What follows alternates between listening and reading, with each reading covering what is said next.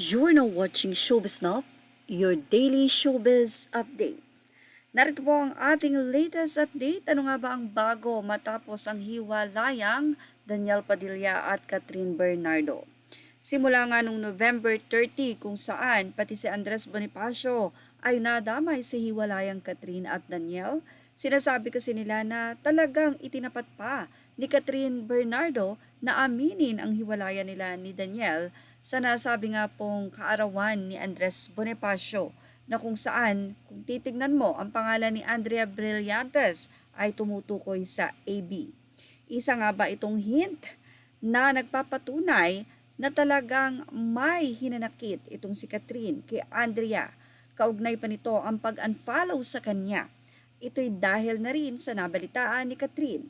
Ang dahilan ng hiwalayan ay walang iba kundi si Andrea Brillantes. At kung nagtatanong kayo bakit nga ba kasama ang photo ni Joshua Garcia dito? Well, alam natin na may pinagsamahan din itong si Joshua Garcia at Andrea dahil mayroon silang mga project na magkasama katulad ng mga commercials. At hindi natin alam kung may naka-line up din ba na project na pagsasamahan nila sa ABS-CBN. Si Blight ay may kasalukuyan din na teleserye ang nasabi nga pong senior high na napakarami ding nanunood at sumusuporta. Isa si Andrea Brillantes sa nagniningning na star ng ABS-CBN. Sa kanyang Instagram ay mayroon siyang 14 million na followers. Sa isang Facebook page, somewhere medyo hindi na nga po natin ulit ito nakita. Pero doon ay pinatunayan niya matapos niyang isearch na hindi na nga nakafollow itong si Joshua Garcia kay Andrea Brillantes. Matatandaang biglang naging malapit si Joshua Garcia kila Catherine at Daniel at isa na nga siya sa sinasabing circle of friends ng Katniel at hindi nga matatawaran ang kanilang pagsasama. Kaya naman hindi nga daw mailis ng mga netizen kung sakasakali nga na itong si Joshua Garcia ay mag-unfollow kay Andrea Brillantes.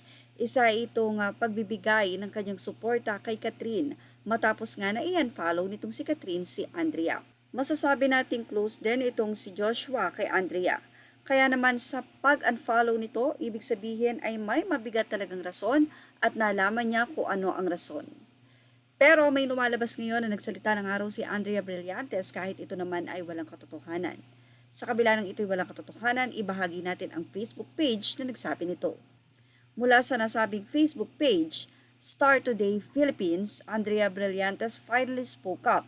Amidst the heavy criticism Andrea Brillantes is currently facing as netizens believe she is the reason behind Katniel's breakup, Andrea has finally come forward to refute the accusations against her.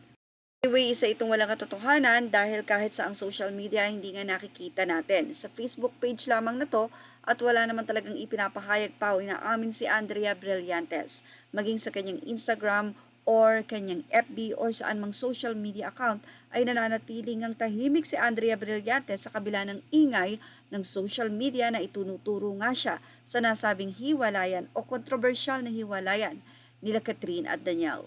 Well, ano masasay niyo naman sa pag-unfollow ni Joshua Garcia kay Andrea Brillantes? At may katotohanan nga ba ito?